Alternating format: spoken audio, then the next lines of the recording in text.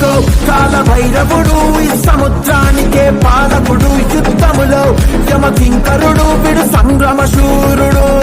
తడ పుట్టించే రావణాసురుడు కథ ఎత్తి గర్జించే భీముడు పదునైన పంచాతో దూకాడు బజరంగ ధీరుడు